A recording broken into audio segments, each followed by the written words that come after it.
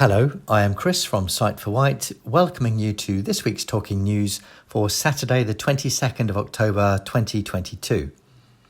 Lisa is still on holiday enjoying a restful time in Spain, so I would like to take the opportunity to remind you there is still time to enter our short story writing competition, and at the end of the Talking News this week you can listen to my monthly Insight for Wight on Vectis Radio, where I talk about the competition and how to enter.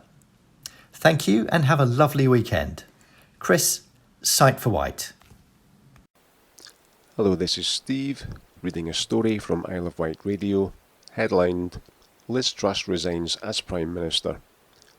Now, as you may have heard, the Prime Minister yesterday stepped up to a podium in Downing Street after holding crisis talks with the chairman of the 1922 committee.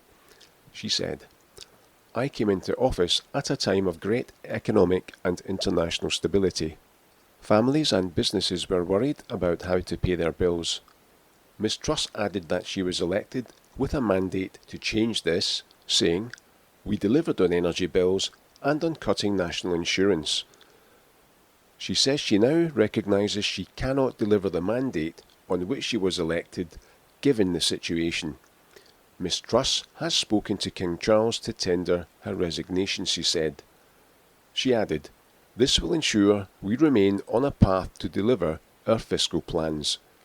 Her time in office has been dominated by market chaos, prompted by the mini-budget that was announced by former Chancellor Kwasi Kwarteng last month. Despite sacking Mr Kwarteng last week and reversing almost all of the unfunded tax cuts that had been proposed, the Prime Minister's position had continued to come under pressure. In a calamitous 24-hour period on Wednesday, Suella Braverman lashed out at Ms Truss's tumultuous premiership as she resigned as Home Secretary after sending secure information using a private email. Ms Braverman was the second departure from the four great offices of state within Ms Truss's first 6 weeks in Number 10.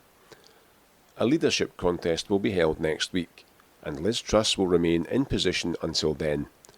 Sir Keir Starmer, the leader of the Labour Party, has called for a general election. The leader of the Liberal Democrats, Sir Ed Davey, joined those calls.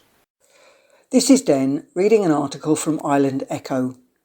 Ryde train station improvements recommended for approval, but police not happy. It will come as no shock that councillors are being recommended to approve upgrades to Ryde's Esplanade train station, but the police aren't happy about the potential impact on crime. As part of the major transport interchange works taking place in Ryde, the Island Line station at Ryde Esplanade is to be refurbished, as previously reported by Island Echo.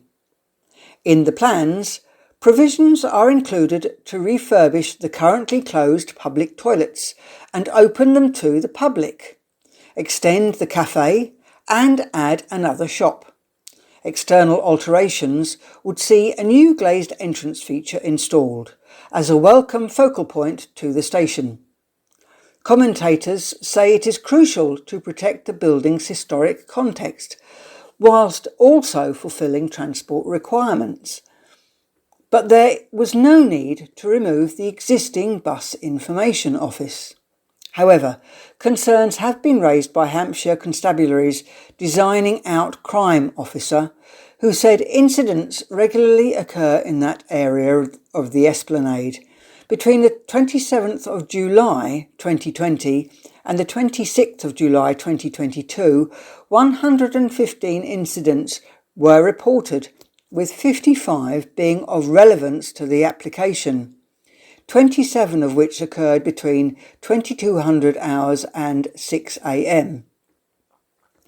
Police say the multiple entry-exit points would make policing incidents difficult and therefore, to reduce crime and disorder, advise the facility should be secured with roller shutter doors between 2200 hours and 600 hours with CCTV installed. Council planning officers say commuters would be unable to access facilities and the tram pier pedestrian walkway if the facility was secured overnight, while transport services are still running. In their report, they say the same number of entry and exit points are proposed in the refurbished station as there are now, so it would not exacerbate the existing situation. Officers are recommending the Planning Committee grant conditional permission subject to a construction environment management plan. Demolition work completed outside of bird breeding season unless supervised by a qualified expert, and final approval of external materials. They say while the proposed design would not result in a comprehensive regeneration of the building, it would nonetheless improve its current service-like appearance and provide a better sense of arrival. Overall, officers say, the refurbishment would have substantial social, economic and environmental benefits. The application will be decided at the Council's Planning Committee meeting on the 25th of October. This is Michael reading an article from Isle of Wight Radio. Bird flu controls on keeping birds now in force. An avian influenza prevention zone, AIPZ, has been declared across Britain, making it a legal requirement for all bird keepers to follow strict measures. It means it is now a legal requirement for all bird keepers to follow strict measures to help protect their flocks from the threat of avian flu. Keepers with more than 500 birds will need to restrict access for non-essential people on their sites. Workers will need to change clothing and footwear before entering bird enclosures, and site vehicles will need to be cleaned and disinfected regularly to limit the risk of the disease spreading. Backyard owners with smaller numbers of poultry, including chickens, ducks and geese, must also take steps to limit the risk of the disease spreading to their animals.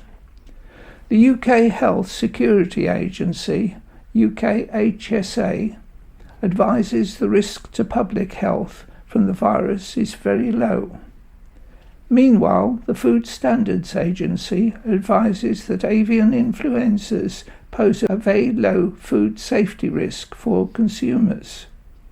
Properly cooked poultry and poultry products, including eggs, are safe to eat.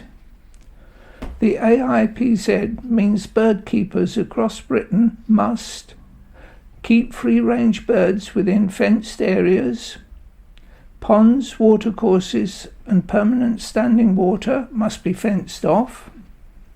Clean and disinfect footwear and keep areas where birds live clean and tidy. Minimise movement in and out of bird enclosures.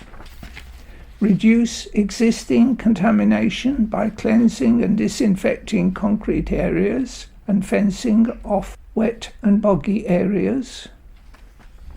Keep domestic ducks and geese separate from other poultry. Ensure areas where birds are kept are unattractive to wild birds. Feed and water your birds in enclosed areas to discourage wild birds. Keepers should familiarise themselves with avian flu advice and report suspicion of disease to APHA on 03000 200 301. Poultry keepers and members of the public should consult the latest guidance to check the latest threshold for reporting dead wild birds to the DEFRA helpline on 03459 335577 and not touch or pick them up. This is Patrina reading from Isle of Wight Radio. Southampton's popular Christmas market is cancelled.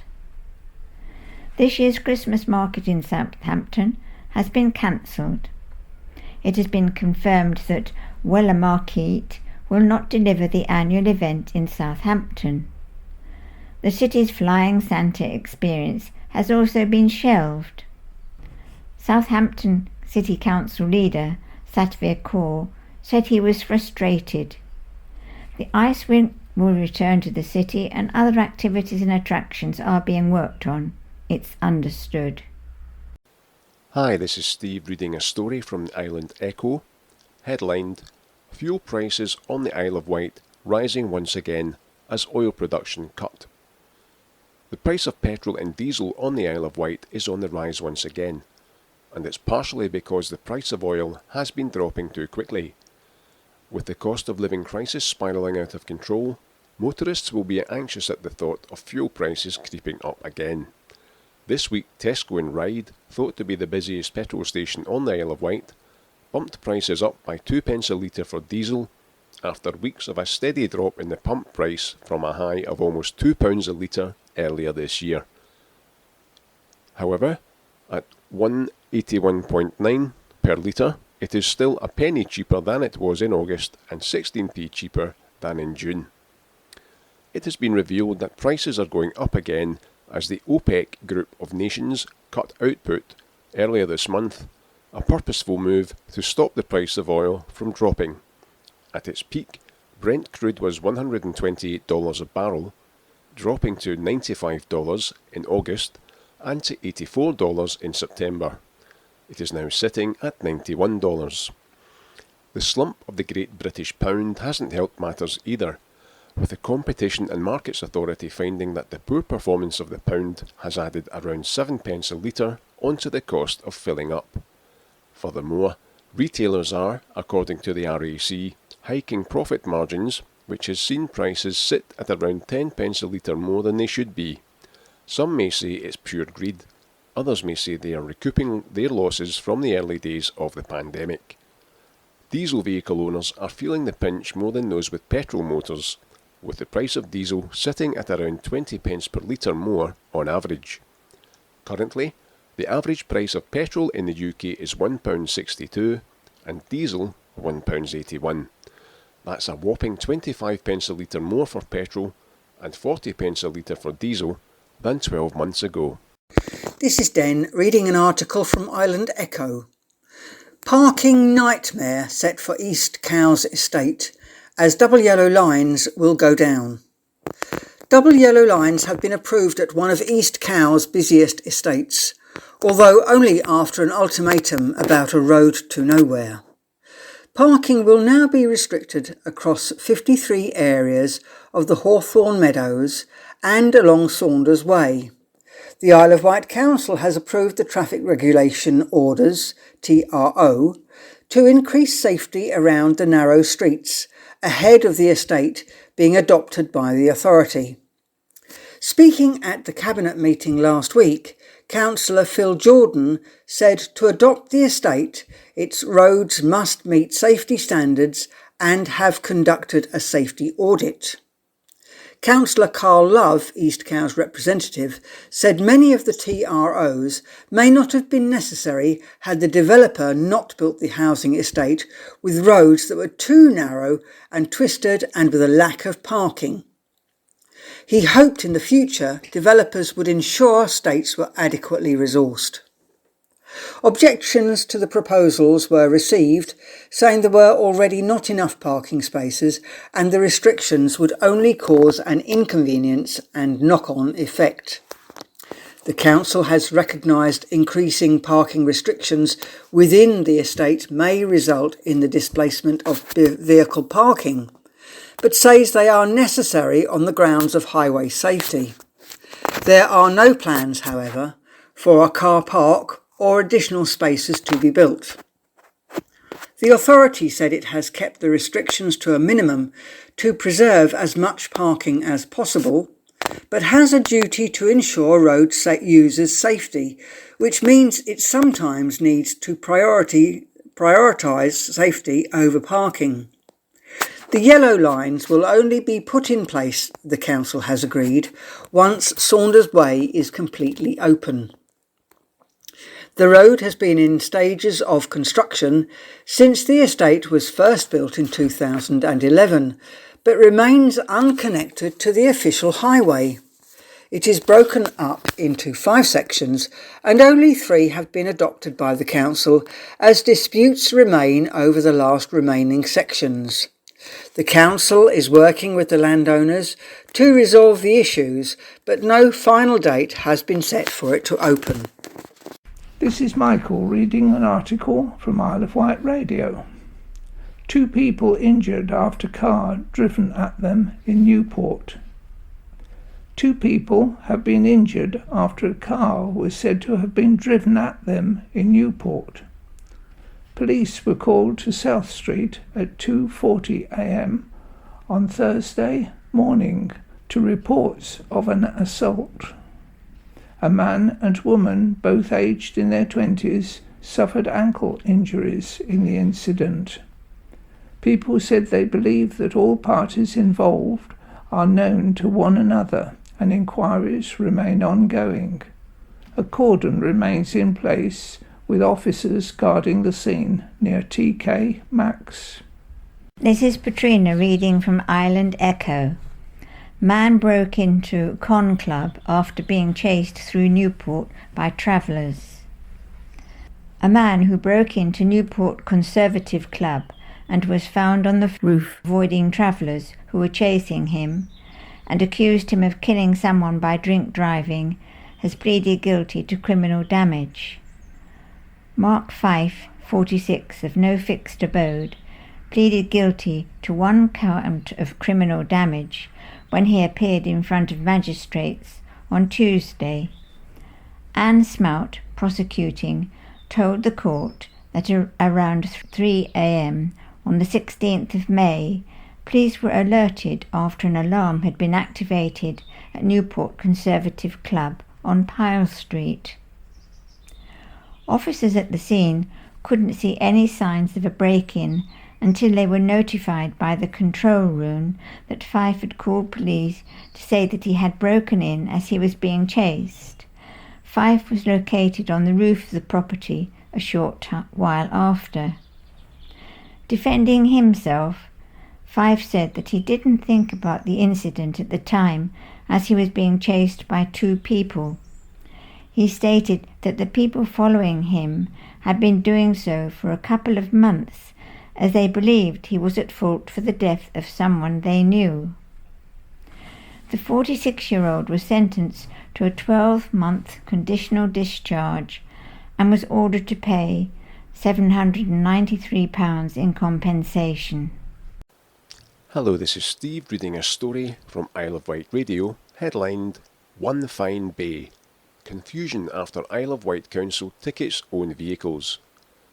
The Isle of Wight Council has sought to clarify why it has ticketed 3 of its own vehicles for parking in bays outside its Newport home. Photos show vans labelled with Council/NHS logos parked at the rear of County Hall. All 3 were pictured with parking tickets issued by council-employed traffic wardens. It led to confusion on social media, with some asking why the local authority was essentially ticketing itself. A spokesperson for the council has since clarified it will in fact be the drivers of the vans who will literally have to pay the price. The council said they were issued because they parked in the wrong bays. An Isle of Wight Council spokesperson said, "The vehicles have been issued penalty charge notices for parking in the visitors' bay section of the County Hall car park. Motorists using these bays are obliged to pre-book the bay. Our records show that the drivers of these vehicles had not pre-booked the bay, and therefore reduces capacity for members of the public who require to visit County Hall. The drivers of these vehicles would have been made aware not to park in the marked bays, and at that time there were plenty of other spaces they could have parked in, which are not available to visitors." This is Den reading an article from Isle of Wight Radio. Round of applause. Freshwater pet store owners bid farewell after 40 years. After almost 40 years at the helm, the owners of the popular freshwater pet store are bidding an emotional farewell. Having dedicated a large part of their lives to serving the community, Richard and Kerry Wheeler have decided to take a step back and sell the business. Although it's the end of an era, The shop will continue to operate under new owner Kelly Goodyear. Freshwater Pet Store has been in the Wheeler family since the early 1980s, when Richard's dad, Ronald, then a dairy farmer on Horsebridge Hill, bought the shop from Honor and Jeffrey. The father and son duo ran it together for a number of years, until Ronald died in the early 1990s. Since then, Richard has provided good old-fashioned customer service with help from wife Kerry, who has worked there in between having the couple's 3 girls. They've also had help from the store's 3 staff, Debbie Walden, Dee Wimpery and Di Marsh. Kelly said he's, Richard's, very much enjoyed his time serving the community and always does his best to help in any way he can, whether that's giving your dog a treat when they enter the shop or ordering in something that we haven't got for the customer. On hearing the news that he was leaving, lots of customers have been in saying what a superb job he's done and that he'll be a hard act to follow. Rick would like to say thank you very much to all of his customers for all of their loyal custom for many years. Freshwater Pet Store continues to serve the community Sunday to Monday. This is Michael reading an article from Ireland Echo. Shorewell man who made threats to ambulance call handler admits malicious communications charge. A man who called 999 saying he'd kill a woman but never had any intention of doing so pleaded guilty to a malicious communication charge when he appeared in front of magistrates on Tuesday. Jonathan Nash, 58, of Westcourt Close, Shorewell, pleaded guilty to 1 count of sending an offensive message and 1 count of failing to surrender to bail when he appeared at the Isle of Wight Magistrates' Court. He failed to appear in court and a warrant was issued for his arrest. Anne Smelt, prosecuting, said that on the evening of the 5th of September at around 23:40, Nash made a call to the Isle of Wight ambulance service, making threats to kill a woman who was with him at his home. Whilst talking to the call handler, Nash said, "If you don't get someone over here, I'm going to kill her." The 58-year-old also made threats to the call handler. Police and the ambulance service were mobilised to the scene but found no injury or evidence of any injury to Nash or the female. Nash was taken to Newport Police Station and was questioned. It was here that Nash admitted he had no explanation for what he had said over the phone and that he just wanted to get the woman out of his address. Defending, Jim Osborne said that his client was a recovering alcoholic who had struggled with various mental health issues. Regarding the non-appearance, Osborne told the court that Nash had significant mobility issues and was currently in a wheelchair, meaning he couldn't come to court on his own. Nash previously featured on Ireland Echo when he was convicted of drink driving back in 2021. The case was adjourned until the 11th of November to allow for a pre-sentence report to be compiled. Nash has been granted conditional bail until that time. This is Katrina reading an article from On the Wight.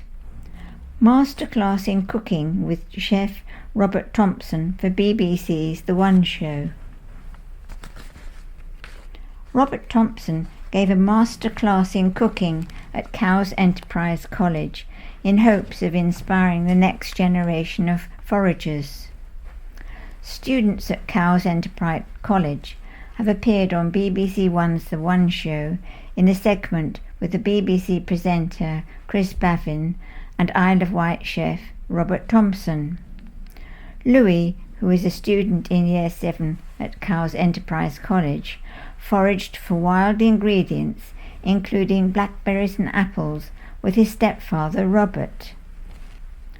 Filmed by Isle of Wight-based production company People Media, they were joined by BBC presenter Chris Bavin, who is known for such shows as Eat Well for Less and Britain's Best Home Cook. When asked what he likes about foraging, Louis said, "I like being out in the fresh air in the mornings and looking through bushes. It's just a bit of an adventure, really." Robert explained the importance of being considerate when foraging, leaving enough for the wildlife. The ingredients were then brought to Cowes Enterprise College, where Robert gave students a masterclass in cooking, in hopes of inspiring the next generation of foragers. Cowes Enterprise College students then produced apple tarts with the blackberry compote, using the foraged ingredients. One student said it was one of the best puddings he had ever had, and others agreed that they would want to use foraged ingredients to cook at home in the future. Cowes Enterprise College principal Rachel Kitley said, "It was really lovely to hear that students enjoyed their time cooking with foraged ingredients. We are grateful to Robert Thompson, Chris Bavin and the BBC team for such an exciting opportunity. We aim to educate for life at Cowes Enterprise College, and we are pleased to offer our students a range of experiences to enrich their education." Hello, I'm Tressa Davey. Hello, I'm Mike. Before we start the second part of the Talking News, here is this week's society news. Please note that there is no swimming this week due to school holidays. It will resume next week on Monday the 31st at Medina Leisure Centre at 1:15. Our Tuesday yoga session at Millbrook House, the cost is £3 and runs between 2 and 3 p.m, refreshments served afterwards. Coffee and chat on Wednesday is cancelled this week, but will resume next week at the normal starting time of 10 a.m. Striders is on Friday. The meeting at Millbrook House at 9:30. The group are walking in a circular route around Yarmouth, followed by lunch in a pub. If you fancy a go at horse riding or tandem bike, as advertised in this newsletter, please call the office for more details. Our monthly lunch club will be back in November on the 8th. More details to follow. Our next God's Hill coffee morning is on the 1st of November at the Old Smithy God's Hill, starting at 10:30. All very welcome to join us. Our monthly book group will be meeting on the 3rd of November at their new home of Lord Louis Library, Newport, at 2 p.m. All welcome to attend. And now we move on to some news items. The first is a report on ambulance station upgrade that is planned by Louise Hill, BBC local democracy reporter. Following the recent green light for upgrade at the Isle of Wight's only hospital, the ambulance station is now looking for the same treatment. A support building is proposed to be built on the site of a former social club at St Mary's Hospital in Newport by the Isle of Wight NHS Trust. It would be connected to the current ambulance hub with access off Dodner Lane. The new building will have office and training rooms as well as a new staff break room facility for ambulance and patient transport crews. It would be built at a higher level than the current station, so a pedestrian link bridge would connect the two buildings. Planning agents ERMC says the planning represents much needed attention and addition to the ambulance service on the island, allowing for improved facilities to meet increasing demands being put on it. The upgrade is considered essential, they say, in aiding the Isle of Wight NHS Trust to meet its national service obligations and improve on efficiencies. The plans have been submitted to the Isle of Wight Council and would see the existing ambulance station recladded, removal of the current material which contains asbestos according to the planning agents. Farmers' markets close. After 23 years, the island farmers' markets have decided to close. The markets were set up to see if local producers could sell products local people wanted to buy. The weekly Newport and Ryde markets were very busy, enabling local producers to build brands that are now well known on the island. Several of the farmers' markets members have now opened successful farm shops and continue to sell a wide range of local produce. Chairman Mary Case said, "The markets have achieved what they set out to achieve, and the farm shops are the natural progression from the markets." The committee considered the Royal Isle of Wight Agricultural Society, that's the RIWAS, Rural Careers Fund, to be the most appropriate recipient for our residual funds of just over £3,000, helping island youngsters to progress their careers in the rural sector. RIWS Chairman Danny Horn said, "We are grateful to the island farmers markets for their support. It will allow us to support more young people as they progress their careers in the rural sector." The island farmers markets have made a significant contribution to the local food and drink sector.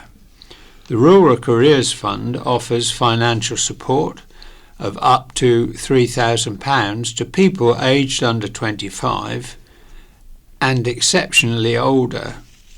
The scheme is intended to add value to the Isle of Wight's farming and land-based industries by offering financial support to help young people gain relevant qualifications or skills. Applications are currently open and will close on the 31st of July 2023.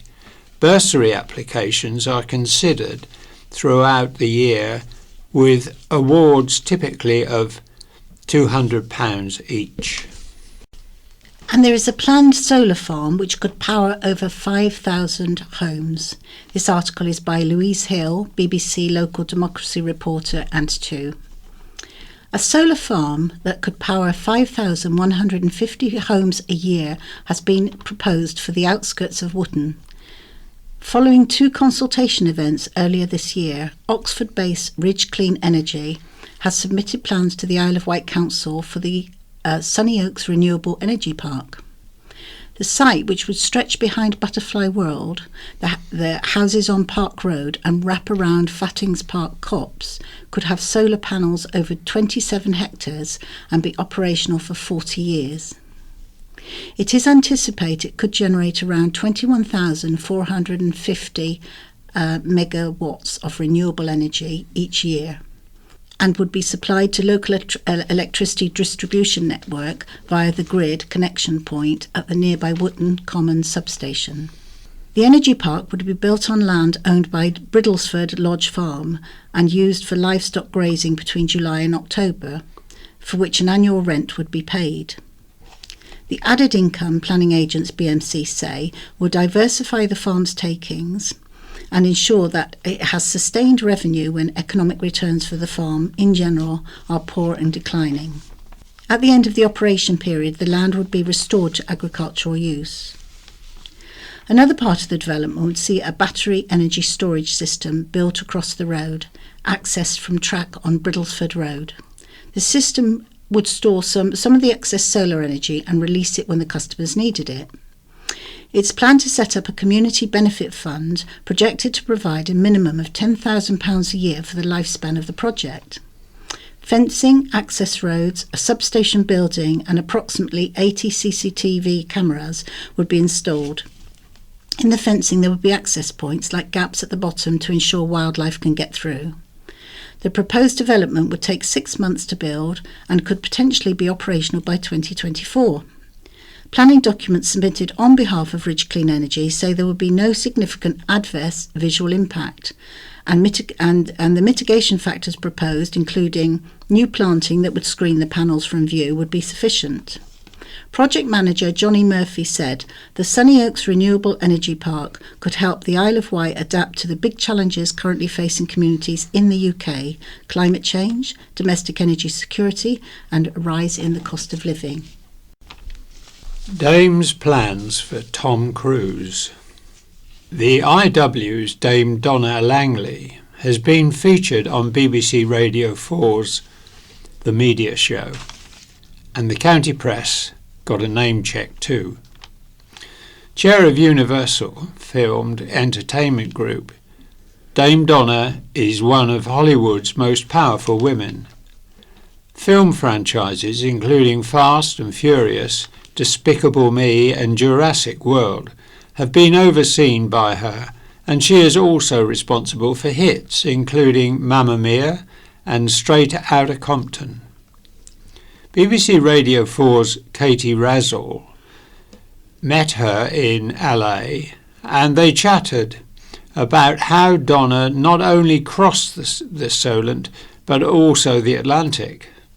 The pair chatted about what it is likely to grow up on the island and then make it big in the ferocious world of films.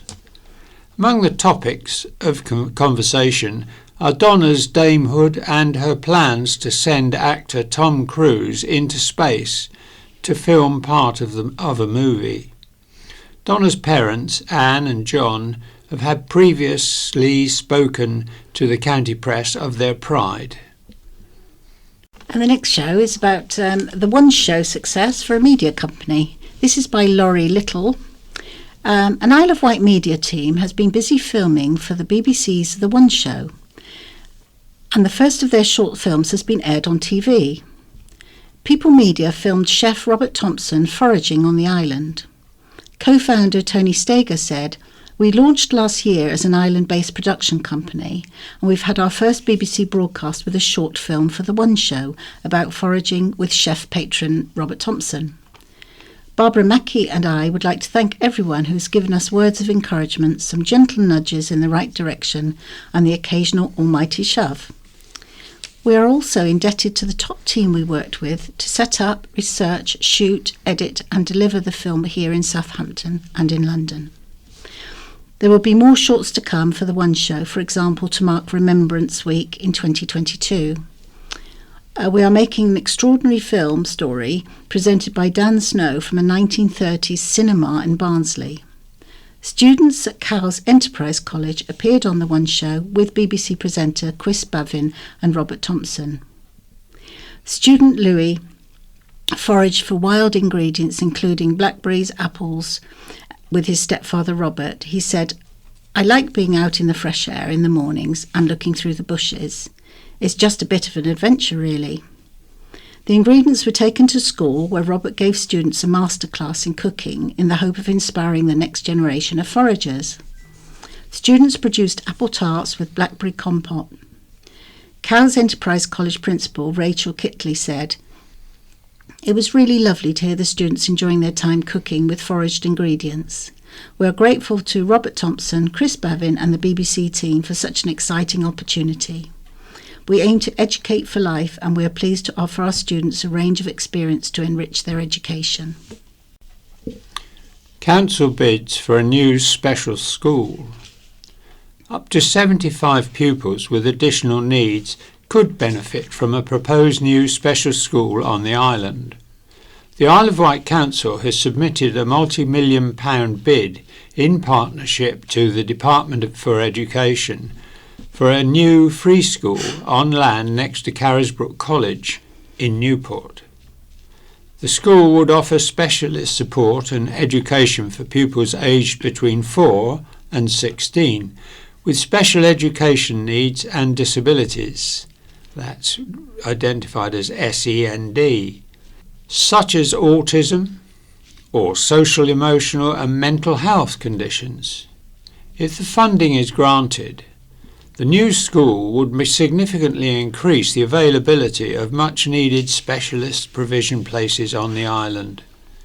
The island only has 2 maintained special schools, and both are now full. This means increasingly the council is having to place pupils in more expensive independent placements, both here and on the mainland. The government is expected to make an announcement on the successful bids by the end of the year to early 2023. A pair have been jailed for race hate crime. The jailing of two Isle of Wight men who subjected a Newport resident to racist abuse, threatening to stab him and burn down his house, was followed by a message of reassurance from Hampshire Constabulary. At sentencing at Portsmouth Crown Court, the judge said, "Racism has been an aggravating factor in the incidents earlier this year." On June the 7th, a man was attacked in St John's Road, Newport. On June the 10th, in the same street, the same islander was threatened by Joshua Parker, 29, formerly of Culver Parade, Sandown, and Luke Thorpe, 31, of Arnold Road, Cowes, and Longfield Road, King's Standing, Birmingham.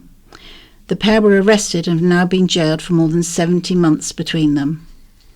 Parker, 29, also listed as being from Meadow Green, Newport, was charged with racially aggravated assault and by beating relating to the June the 7th incident. They were both accused of making a threat to kill, threatening to destroy or damage property, and affray. Parker was handed 40 months when the pair appeared at Portsmouth Crown Court on October the 4th and was ordered to pay a £190 surcharge. Thorpe was jailed for 32 months, having previously admitted a fray, including 6 months as a result of a suspended sentence being activated, and must pay a £190 surcharge. Both men are subject to a 10-year restraining order. Hampshire Constabulary said it wants the victims of hate crime to feel confident about getting in touch, and has also urged witnesses to report incidents even if they do not know those involved. A hate crime is one that is motivated by hostility, prejudice, or hatred towards someone's actual or perceived race, disability, sexual orientation, faith or religion, gender or age. Hampshire Constabulary said, "There can never be any excuse for hate crime in any shape or form, and this criminality will not be tolerated." Hundreds gather for Apley Day and make an autumn day very special. An autumn celebration in Ryde saw hundreds of people take to the green at Apley Park. On October the 8th, residents took part in activities such as tree climbing, ink making, using oak galls with Ryde arts, storytelling and nature crafts. One activity was a fungus foray led by Colin Pope of the Isle of Wight Natural History and Archaeological Society. Natural history experts of Bird Avenue Solent and the Hampshire and Isle of Wight Wildlife Trust exhibited. People enjoyed seeing a baby hedgehog brought to the park by Save Our Hedgehogs Isle of Wight. On the seafront, Apley Tower players performed Where There's a Will, There's a Way. An Apley Park sculpture trail was created on the day, with event goers using clay and natural materials to recreate faces on tree trunks. The event was organised by Friends of Apley. Abby Fox, for the organisation, said, "The support from our local community has, as always, been brilliant. Second Ryde Sea Scouts helped out, and we were thrilled to have Oakfield Primary School with us. Apley Day is all about enjoying our beautiful green space, to see people exploring parts of the park that were new to them, and enjoying the activities on a sunny autumn day was very special." She thanked Ryde Town Council and Business Association for their support. And there's a step closer for the new Harbour Coffee Hub by Louise Hill, local democracy reporter. An Isle of Wight coffee company is a step closer to expanding its business at Newport Harbour. The family-run Isle of Wight Espresso Company is based at Black House Quay and has, since 1990, been leasing 2 warehouses from the Isle of Wight Council. The 2 peppercorn leases, one of which has now expired, together earn the council £175 a year. The company, which runs cafe Isola on Upper St James Street in Newport is looking to improve its coffee roasting and processing facility and create a coffee shop, visitor centre and accredited barista training centre. Due to the significant level of investment needed in the two warehouses, the company has asked to buy both sites from the authority.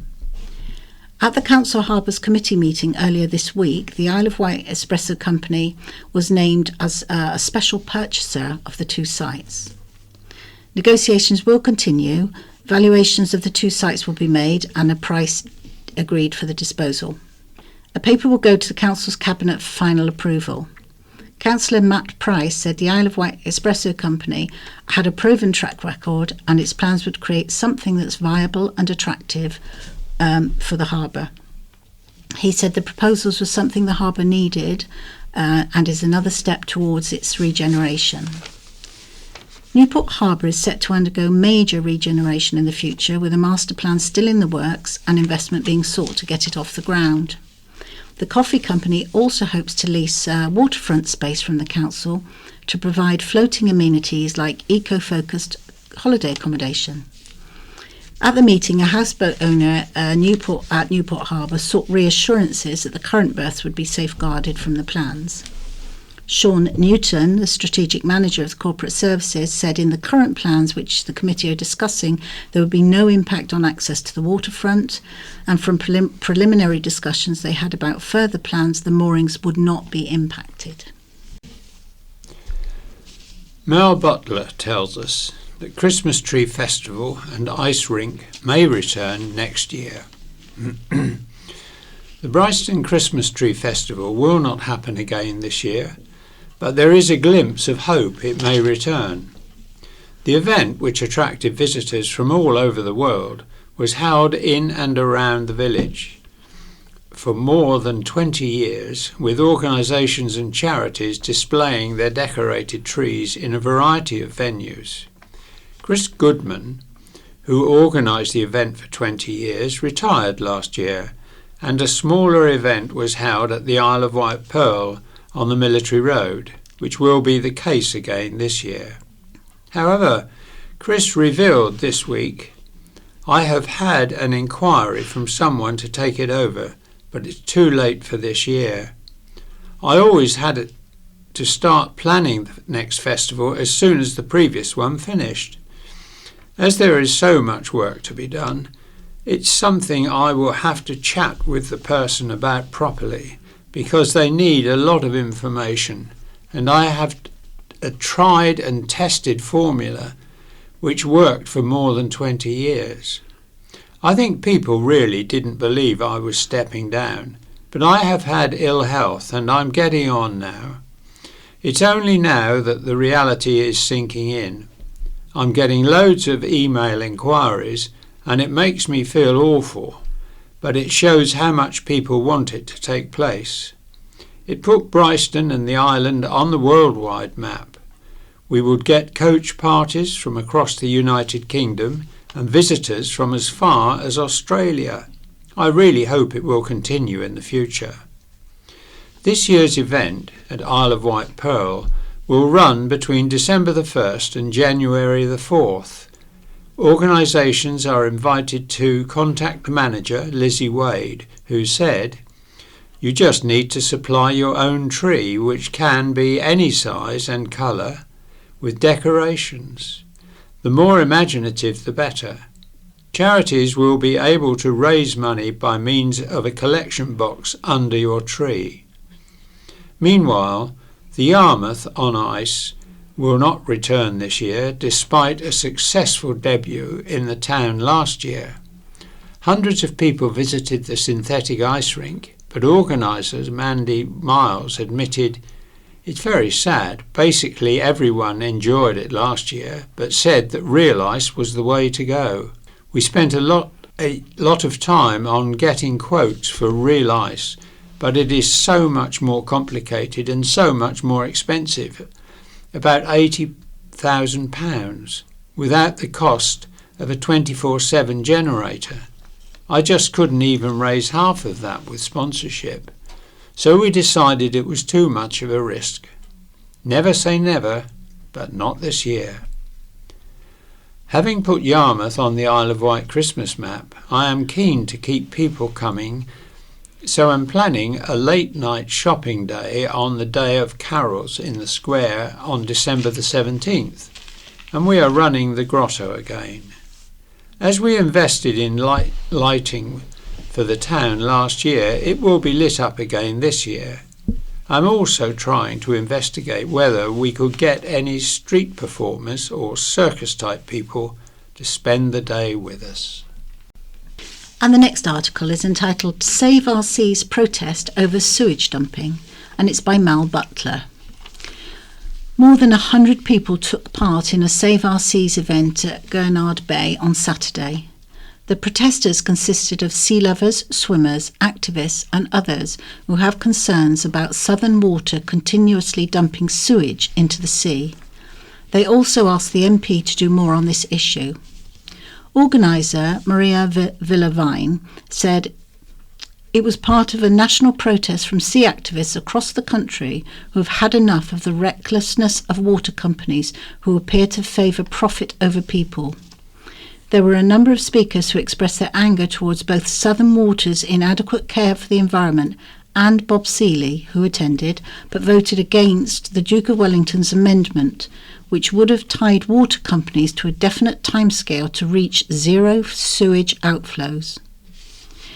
The current Environment Act allows them to go at their own pace, which is woefully slow and has sufficient loopholes to allow no compliance. Monitoring of bathing water only occurs between April and October, but many water users, including children, use the water for activities all year round. Protesters promised to continue to monitor, but Southern Water and Mr Seeley's promises of the island being a test case for, quote, national best practice. Maria added, lobby local parish councillors, your local MP, ensure your views are heard by doing so.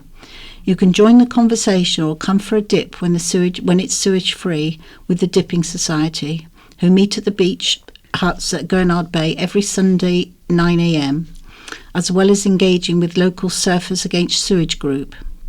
Mr Seeley said in a statement, I would like to thank the islanders that attended the protest meeting in Gurnard. Their right to make their voice heard. I love my swimming, and as an occasional sea swimmer, I share their concerns. He also praised the groundbreaking Environment Act, which became law last year.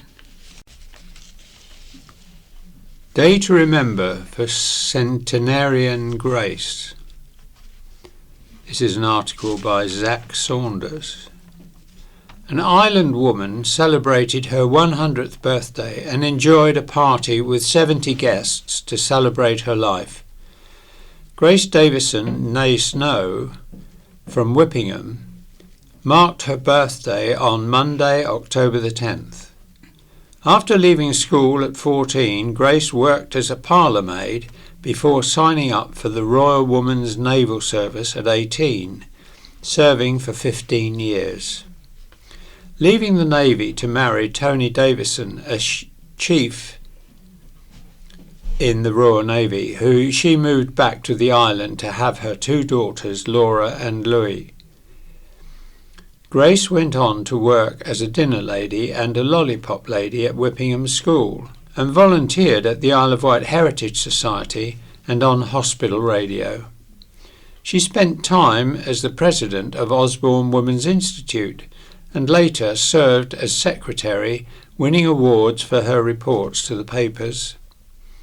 Grace moved on to the drama group, writing several plays herself and even starring as Queen Victoria. Always an active member of her community, Grace enjoys social interaction and was delighted to see and chat with the guests at her party in Whippingham Community Hall on Saturday. Many of the guests had travelled a long way to be there and celebrate her life. At her birthday celebrations, there were homemade treats and a magician to keep guests entertained. On Monday, Grace went out for a meal at Bluebell's Cafe at Bridlesford Farm. She has received 53 birthday cards and counting. and was looking forward to receiving a card from the Queen, but is now awaiting a card from King Charles. Grace still lives in her home of 60 years and loves a laugh and a chat.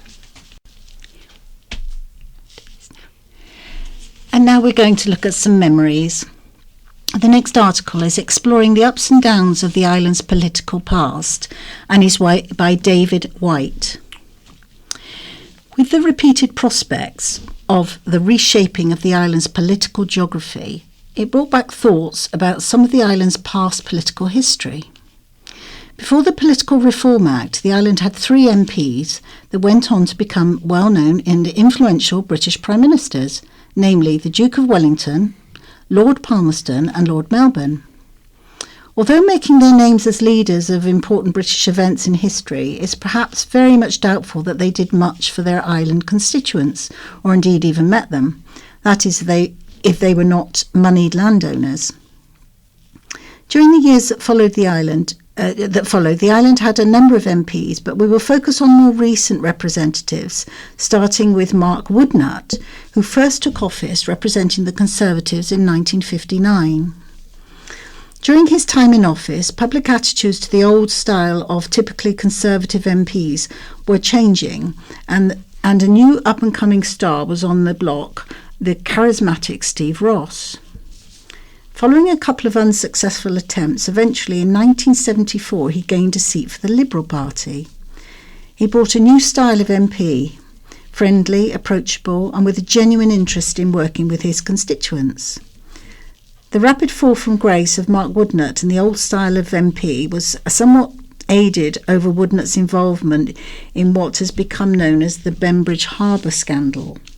But that's another story which you could read about in the County Press archives. Steve Ross proved a popular MP and worked hard for the island and his constituents. The Liberal Party has once again consolidated their hold on the island. Despite the Conservative Party fielding various candidates, such as the up-and-coming Dudley Fishburn, and later a Conservative favourite Virginia Bottomley, they did, however, fail in making an impression on Steve Ross's popularity. During his position as MP for the Isle of Wight, he became an influential and respected figure in Parliament, visited on the island by many leading MPs of the period. One such regular visitor was the then Liberal Party leader Jeremy Thorpe. During these years, conservatism on the island remained in the shadows. Steve went on to eventually become Baron Ross, following his much lamented retirement from politics in 1987. It was then the turn of Conservatives to take back control, when their candidate Barry Field was elected. 2 elections later, in 1997, it was the newly formed Liberal Democrats that gained power, and representing them was Dr. Peter Brand. Peter Brand's reign as MP, however, proved brief, as Andrew Turner stormed to power for the Conservatives in 2001. Andrew Turner did much to boost Conservative popularity on the island, as like Steve Ross, he showed himself to be an MP of the people, listening to his constituents and quietly representing them, spending time addressing their problems. Andrew's popularity showed in the fact that he repeatedly gained victory after victory, right up until 2017. During the years that followed, the Liberal Democrat nationally adopted a series of disastrous leaders and policies. This reflected on their popularity on the island, until the 2019 elections saw them completely disappear from the island's election screen. In 2017, the ruling Conservative Party decided that they wanted some new blood and adopted Bob Seeley as MP, who went on successfully to win the following 2019 election. To date, he has also proven an able and active representative for the island. While island politics have always been an interesting affair, it has always proved that an MP will never be sure of his future, as he can be not only be ousted by a rival party sporting a popular newcomer, but also coldly eliminated by his own party. And the next article is about the evolution of governance on the island by David Burdett. Commerce is solely interested in making money. Local and national government has been developed to meet the needs of the community that are not undertaken by commerce.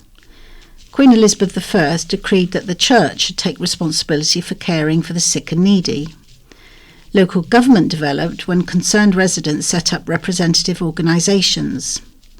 To involve the local community, these groups often set up meeting houses where matters would be debated. At the old port of Brading, above the stocks next to the church, the meeting room of the 1700s still exists. Local government developed with landowners and businessmen keeping control. This resulted in some anomalies, such as small communities having 2 representatives at Parliament, as happened in the ports of Yarmouth, Newtown and Newport. Newport probably had a guild hall in the 1600s, and in 1699 Newtown built a town hall that's now owned by the National Trust. The one at Yarmouth was built in 1763.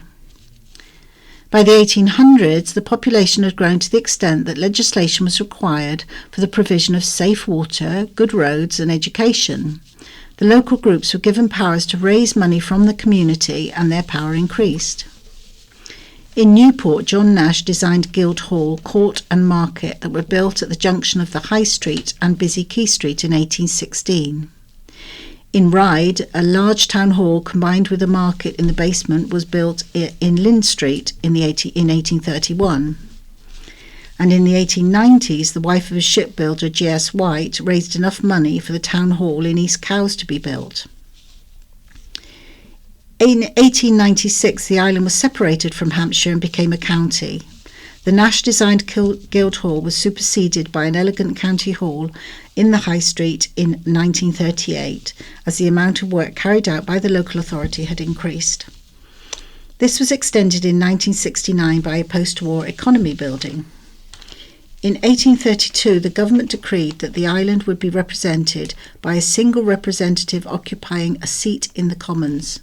And by 2019, the island electorate consisted of 113,021 residents and is the largest constituency in the UK, more than 50% above the UK average. Since 1954, the Boundary Commission has been considering providing 2 seats for island members of Parliament.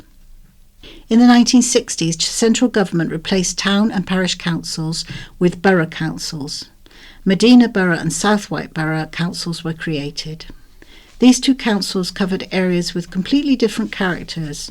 It demonstrated there are distinct communities, the industrial and commercial area in the northeast quarter of the island and the agricultural community in the remainder.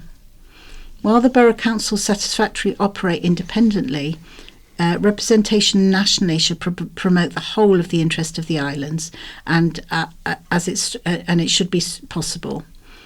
It's hoped that the Boundaries Commission will divide the island in such a way that if we do get 2 members of Parliament, they both represent all of our communities, both the rural and the urban. This is the view of Rebecca Roncoroni, who says that this, and I'm just repeating from the newspaper, SH*T should stop here now. The sight of Bob Seeley MP, megaphone in hand, shouting out his support on Saturday, joining the 100 or so protesters in Gurnard, lobbying the government and water companies against the revolting practice of pouring raw sewage into our sea and river water, nearly made me spit out my tea. But he voted against the legislation the protesters are lobbying for, didn't he? I checked, he did. It was only a year ago this month that Bob Seeley voted against amendments to the Environment Bill that would have protected our waters from raw sewage discharges. The mental gymnastics of who and what Bob Seeley is and represents is difficult for most people to make any sense of, because it's all nonsense. Actually, I don't think he knows. He clearly doesn't think for himself. There is a term, hero syndrome / complex, whereby someone loves to be seen as saving the day, so creates disaster, after which, where they are seen leading the cavalry and heroically fighting for those caught in the chaos. I wonder, seriously wonder, about what the true job specification to be a Tory MP is. The unwritten one that clearly most have the requisite skill set may be something like barefaced audacity, a thick skin, blind loyalty to emperors, new wardrobes, obey orders without hesitation, be able to spin anything bad as good, and any good in your little empire as somehow due to you. The ability to find any good cause or charitable event to be photographed, piggybacking for positive optics for you and the organisation, and give a half-decent impression of caring. Promotion and the future care development dependent on the ability, including but not limited to, handing over yourself, especially your brain, to those in charge of the organisation. The whips will tell you what to say, and you will say it. Example scenario: when you are told to vote against legislation which would force private water companies to stop pouring profits into shareholders' pockets, instead of using the money to maintain a safe infrastructure, and raw sewage into rivers and local beach water, you vote against it.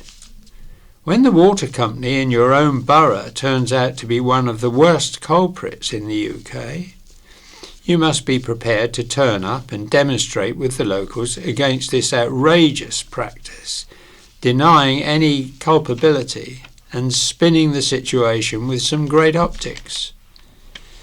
If this one example doesn't perfectly exemplify the kind of MP we have representing the island, I don't know what does. Bob Seeley literally standing next to a raw sewage outfall that he voted to allow to continue with local people who he clearly disagrees with in practice but pretends to care about if there is a bit of publicity. Flip-flop, photo op, Bob is at it again. How much more SH*T are we going to take from this shower? And now we move on to some what's on information. So first of all, at Shanklin Theatre, we have the Island Savoyards presents Guys and Dolls. Set in Damon Runyon's mythical New York City, Guys and Dolls is an oddball romantic comedy. Guys and Dolls takes us from the heart of Times Square to the cafes of Havana, Cuba, and even into the sewers of New York City. But eventually everyone ends up right where they belong. It's presented in spectacular fashion with live orchestra, professional set, costumes and effects. Tickets are £18 and children £15, and the dates are Thursday the 27th of October 1930, Friday 28th of October 1930, Saturday 29th of October 1930, and on Sunday is a matinee. Sunday the 30th is 14:30. And then there's The Greatest Love of All, which is a tribute to Whitney Houston, and fresh from her show-stopping Britain's Got Talent final appearance, Belinda Davies returns to the UK with her acclaimed stage show, with the accompaniment of a live band, backing vocalists and choreographed dancers, plus state-of-the-art sound, lighting, vision and theatrical effects. This is a beautifully crafted tribute to one of the world's most revered singers, but is not associated with the estate of Whitney Houston. Tickets are £27, which includes a £1 booking fee, and is the date for this, a one-off date, is Thursday, the 3rd of November at 19:30. And finally, the Cavern Beatles. This shows a magical history tour through the complex works and greatest pop music phenomenon, the Beatles, replicating both sight and sound the excitement, energy of Beatlemania, the psychedelic era of Sgt. Pepper, and the creative masterpiece of the White Album and Abbey Road.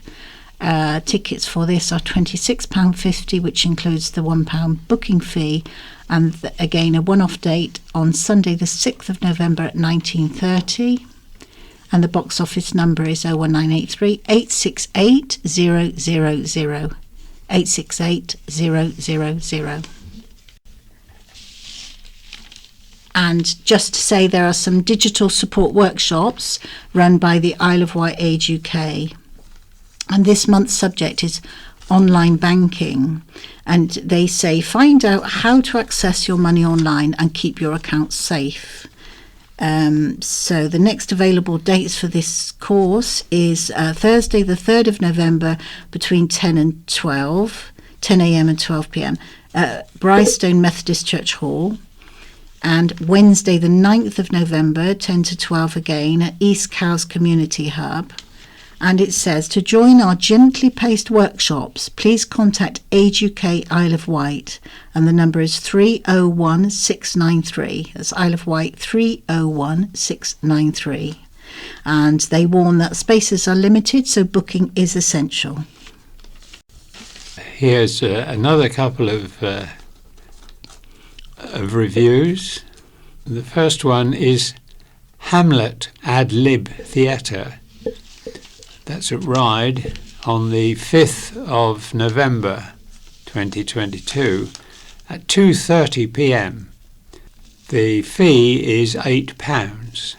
It says, backed by popular demand, is this tale of murder and revenge, love and hate, loyalty and betrayal, friends and enemies, humour and heartbreak. It's Hamlet, and it's your last chance to see it. Jenny Kerry Performing Arts Centre, Ryde School with Upper Chine at 7 Queen's Road, Ryde. Jack and the Beanstalk. Following the huge success of last year's spectacular pantomime, Cinderella, made-to-measure productions are delighted to be returning to the Medina Theatre this Christmas with hilarious brand new production of Jack and the Beanstalk. Audiences were amazed by made-to-measure sparkling and spectacular pantomime last Christmas, and rest assured that this year's production will be bigger, brighter and even further than ever before. Last year's pantomime was described as fabulously hilarious, and audiences told us they laughed from start to finish, so don't miss it. If you've never been to a one leisure panto before, then make this the year. You won't be disappointed.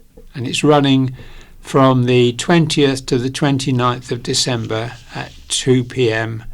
and adult tickets are £19, juniors and seniors £16, family of 4 £62, and it's Friday the 30th of December. Muck up Panto, ask for details. Now we move on to some letters. The first one is about broken benches and is from Sylvia Dolman in Lake. Dear Editor, why are our benches in such a state of disrepair? I've been to Weymouth, Bournemouth and Eastbourne, to name a few, and their benches are newly painted and in good condition. When in Eastbourne, I was watching them being painted by young offenders with a supervisor. Why don't we do the same on the island? It would keep them occupied and give us nice benches for visitors to sit on. If other councillors can do it, why can't we? Accessibility is still a problem. This is from Dr. Jane Bowskill, a retired GP of Binstead. It's wonderful news about new funding for St Mary's Hospital. What does need to be addressed is accessibility. While volunteering there, I was involved in a survey of access to the hospital. Golf-type buggies were mooted, but came to nothing. It is quite a walk from the bus stop on Parkhurst Road, even to the south entrance. To the north entrance is even more difficult. There are never any porters or wheelchairs, yet this is where the eye and chest units are situated, on a steep ramp. Not everyone has someone who can drop them off by car, let alone wait and pay the extortionate parking fees. Why do we have to pay a visit to the hospital? We are not popping into the shop. I have seen a long queue waiting to pay outside when it was sleeting. After my last outpatient appointment, it took my IT literate husband almost 2 minutes to pay. The buses from Newport to Cowes could easily divert via the north entrance and return via the south entrance, and porters and wheelchairs should be the norm. And the next letter is from Marianne Rumans in Bembridge, and she says the hospital needs a special unit. She says it's a welcome news that St Mary's Hospital is undergoing a grand refurbishment and enlargement. I do hope that an angiogram unit will be installed. At the moment, patients who require an angiogram for possible heart disease are referred to Portsmouth. A rather long trek to travel, especially as a patient is anxious, unwell and perhaps elderly. And it also could be life-threatening, as I have experienced, as a friend sadly died while waiting for his referral. Our lovely small island is heavily overpopulated. Many of us are elderly, and sadly our small hospital is not adequate.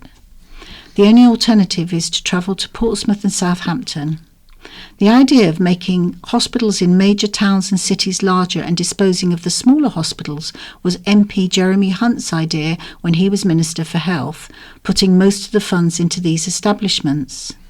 Perhaps on paper this was feasible, but in practice it's not brilliant. Travelling across the water for urgent treatment is neither appropriate or kind. Alistair Elliott of Gurnard thinks that 4 years is too long to wait. On Saturday, I went to the protest on Gurnard Beach about sewage in the sea, having read about it in last week's county press. Many swimmers, surfers, dippers, locals and holidaymakers were there. We heard from Bob Seeley that there is a 4-year plan to eliminate 80% of the sewage discharge around the island. It's good to know that action is being taken, but 4 years is a long time to wait.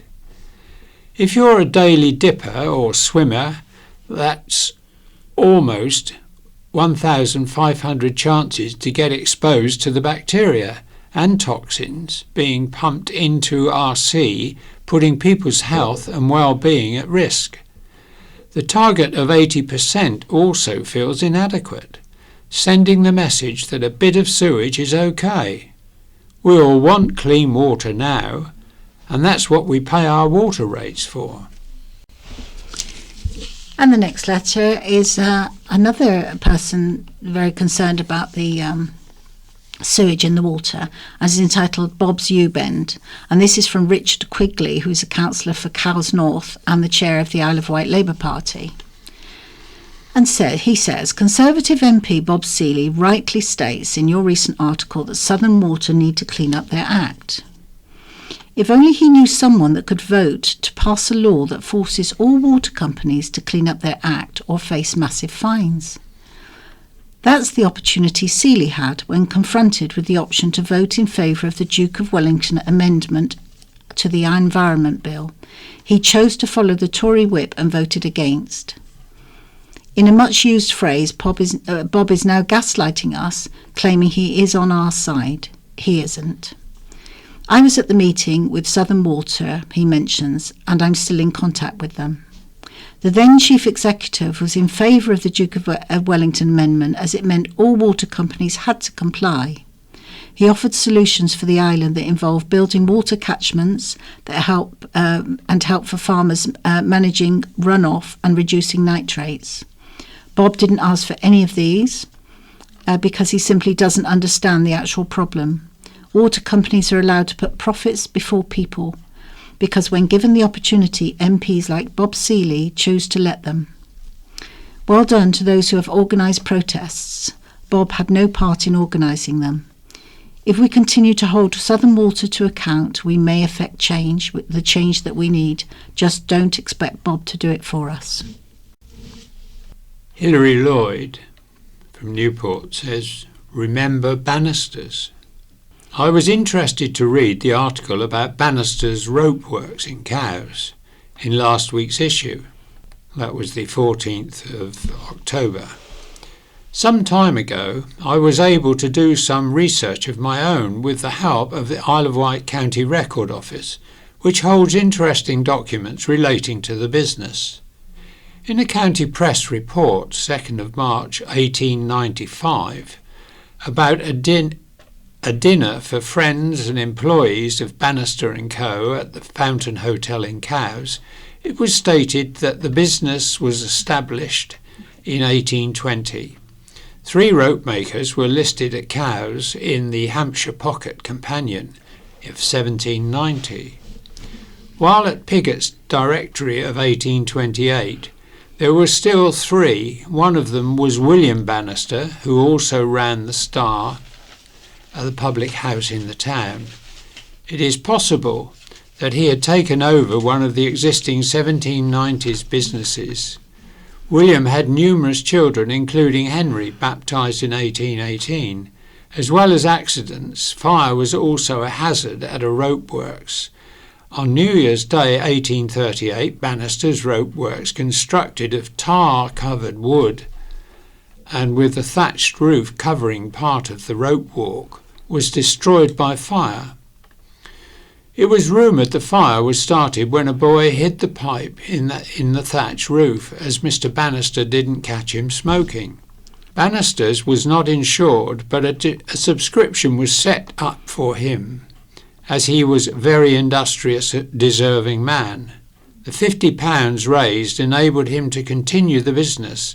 William Bannister died in 1842, and it was his son Henry who carried on the business under his own name.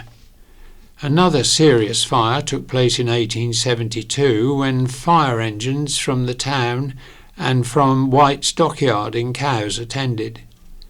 Wight's men gave valuable assistance, but the newspapers criticised some men who stood and watched as they didn't know who would pay them if they helped. The next day, hundreds flocked to Cowes to see the ruins. Luckily, Henry Bannister was insured. He died in 1894, and the business was then run by his family, eventually being taken over by J.S. Wight in the 1950s. And finally, there was some good news about a lifeboat rescuing a lifeboat.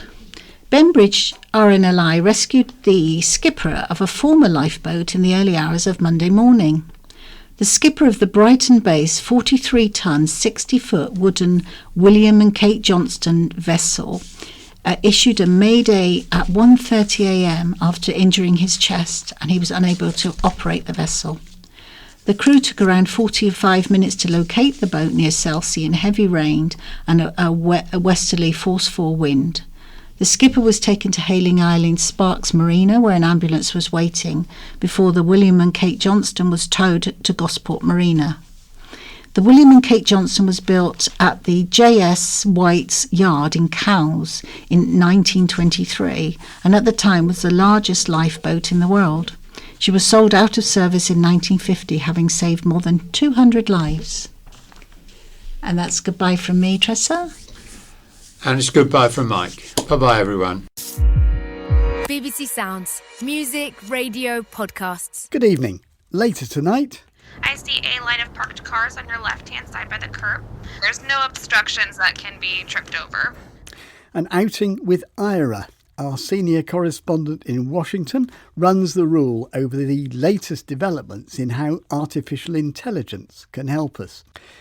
But first, we make no apology for returning to the subject of Braille. I know we devoted a programme to the RNIB's recent changes to its library services a few weeks ago, but some listeners still felt that we missed some key points, notably Dr Paul Jarman. Paul thinks that he may be unique in being a totally blind Doctor of English Literature, and he feels strongly that what we missed in our coverage was the absence now of a large body of serious books in Braille, which he regards as a major loss to current and future students. It was a long and considered email, but we thought we should hear from Dr Jarman himself. Paul, first of all, in a nutshell, what is it that has got you so exercised? Well, up until now, I think the premise on which this whole debate has been conducted is that the sole purpose for the existence of Braille literature or a Braille library is to enable reading for pleasure. Now, I'm not in any shape or form demeaning reading for pleasure. It's what most people do. I do plenty of it myself. But it's not the only reason why one might wish to read. When I was an undergraduate reading for my degree in English literature at London University in the late 1980s, early 1990s, there were two resources of Braille literature that I could tap into. The one was what the RNIB called their student library, and the other was the National Library for the Blind. Its roots went right back to the Victorian period, and it was the largest single repository of Braille books in the UK. And I think it was around 2007 that the RNIB were allowed to get their hands on the entire NLB stock. And of course, what this did was it left the RNIB as the sole custodians for all Braille books. This situation set some serious alarm bells ringing, but I don't think what even we could have foreseen was that within only just over a decade, that organisation would destroy a whole century of Braille literature and make it impossible for any current visually impaired student to access the kind of English literature degree that I did through the medium of Braille.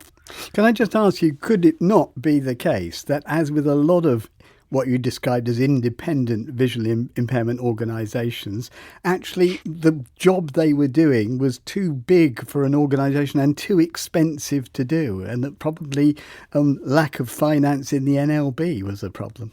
Yes, and you're probably absolutely right. One of the things that I would like to see as a result of what has happened now is the whole concept of the Braille library, actually the responsibility for a Braille library taken entirely out of the hands of charities like the RNIB. In my opinion, the responsibility for running and funding any country's sole Braille library simply cannot be entrusted to a charity. They're never going to be able to employ the specialist kind of librarians and archivists and so on that are needed. And in truth, though, isn't the stable door open and the horse bolted in a way? And that there have been a number of technological changes that mean that books are available now in other forms. Books are available in many other forms, and as with sighted people, there are opportunities to read electronic books and so on, both from the web and even through refreshable Braille. But I would say that the real difference is that while any student or anyone reading for pleasure can still pick up a Kindle or an iPad and read their book electronically, they still have the option to walk into Waterstones, and other bookshops are available, of course, or go on the web and buy a printed copy. I've just gone on a well-known secondhand book website to have a look how many copies are available of Jane Austen's Mansfield Park. That website alone told me there were over 6,200 copies, which is rather a lot compared to the zero that's now available to those of us who might like to read it in Braille. But of course, it is true now that, because you say how worried you are about visually impaired students, but they do have other ways of accessing these texts. You know, they could access them digitally using electronic Braille on sophisticated machines. They could download books from services like Bookshare. How much of a problem is this really? I sense your indignation about it, but can't these books be recreated in other forms? They could be recreated under the forms, but when they already existed in Braille and were available to read in Braille, that choice has now been taken away from us. There's one other point. You also feel, I think, that these books as objects in themselves have a great significance, which is what is worrying you about what might have happened to them. They do, Peter. I'm sitting here talking to you in my office, and in front of me now on the desk, I have a copy of the poems by Rupert Brooke. This book was published in 1928. That's just 10 years after the close of the First World War. It's possible to imagine this kind of book in the hands of what would have still been fairly young First World War blind veterans. Now, to the RNIB iconoclasts, what I've got here is just a tatty old book that deserves to end up in the dustbin. But this kind of book is really important because it's part of my heritage, both as a Braille reader and as a literary historian. Paul Jarman, thank you very much indeed. Well, we did invite the RNIB to put someone up to discuss this with Dr. Jarman. They didn't want to.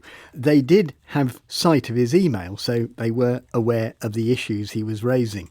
In a statement to us, RNIB Reading Services Manager James Bartlett told us, RNIB is continuing to republish printed material in Braille and publish at least 30 new titles a month consistently for the library.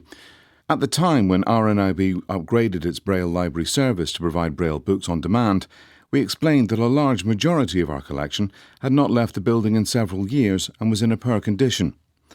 It is also important to remind people that the National Library for the Blind was the equivalent of a public library, not an academic library. Until the merger of the two libraries, RNIB published academic material. The way students access printed materials has changed a lot over the past 2 decades, and our services have changed to reflect this. Technology has changed the way many people read, and we are determined to provide choice for our customers, which embraces physical and digital Braille. The changes made to the Braille library last year have resulted in customers coming back to the library for hard copy Braille, something we didn't expect but celebrate. The RNIB Bookshare Education collection provides textbooks and materials to support the UK curriculum. RNIB offers a range of accessible formats that can be read electronically or adapted to suit the personal reading needs of the learners, including physical Braille. We now have nearly 1 million titles, with more being added all the time. We just thought, as an afterword, it'd be interesting to hear how the students of today regard Braille and how they use it. Lydia and Caden are both studying A-level English literature at Special School New College, Worcester. The majority of the time I would read it in electronic form, and honestly I don't find it much different to hard copy because it's not like using a screen reader where you're not actually physically reading. By reading electronically you're still physically reading something. I have a Braille note, which basically is like a computer but more compact and has a Braille display. If I wanted to use hard copy, it would normally be because it's just, that's how the teachers decided to do it. They embossed something and the whole class would have that. I'm also doing A-level English literature, but I'm also doing A-level history and politics. And for English literature, practically the same as what Lydia said, but for the other two, I find it easier to have hard copy Braille because there's a lot of reading involved in that. And sometimes we get given full books that we have to read. And in that case, depending on how large they are, I'd use audio or I'd have an electronic Braille version, so on a Braille note. The articles and reports and different things that we get given in class, I find it easier to use hard copy because it takes away all the difficulty of technology and having to find it online. It's easier to read them and analyse and compare them when you have hard copy. So if you wanted a particular book, whether it's for coursework or because you just wanted to read it, and it wasn't instantly available, say, in your library, what method would you normally use to get it? I'd ask either a teacher if I could have a Braille version. My history and politics teacher is really good with that. Or RNIB Bookshare, very often get Braille books from them. I've done that multiple times. If I listened to an audiobook, sometimes I find it quite interesting to reread it, but in Braille, depending on what it is, just to see if the way I'd interpret something changes if I read it in Braille to when I'm listening to someone else read it. Do you think the Braille hard copy book has had its day to some extent? To some extent, yes, but it's all down to personal preference. For example, in the mornings, I have a book. I'd probably choose to read that as a hard copy just for the feeling, and because a hard copy is something that takes you away from school. You know, if you're reading the books on the same device as you're reading everything in school, it feels different to pick up.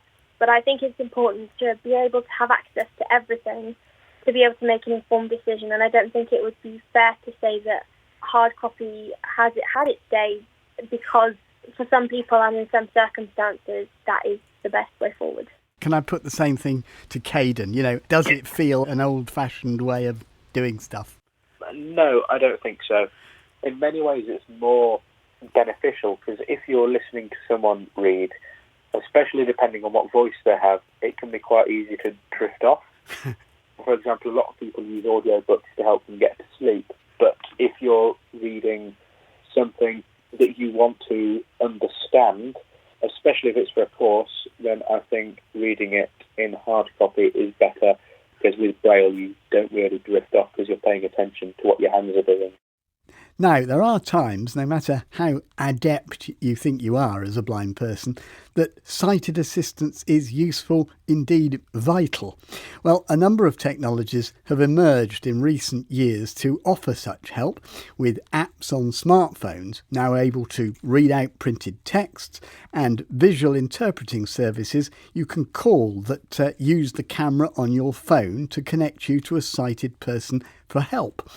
One of the main services in this area is Aira, which has trained agents that you can ring and you pay for a certain number of minutes per month. Well, Aira has joined up with another company in this field called Envision, and they've developed some smart glasses with a camera mounted on them so you can connect to help hands-free. Our reporter Gary O'Donoghue has been testing the new combination out, and he joins me now. So, Gary, tell us about the Envision glasses and what they can actually add. Well, Envision started off as an app on a phone, like a lot of these do. Now they've brought out a set of what's called in the jargon wearables. So these are glasses. They're kind of come in various kinds of frames, and if I've got them in front of me, and you can hear they talk. And if everything talks. Everything talks. And if I touch the side of the arm, device settings, find, identify, call, read. Various options on that you can tap on and make it do things.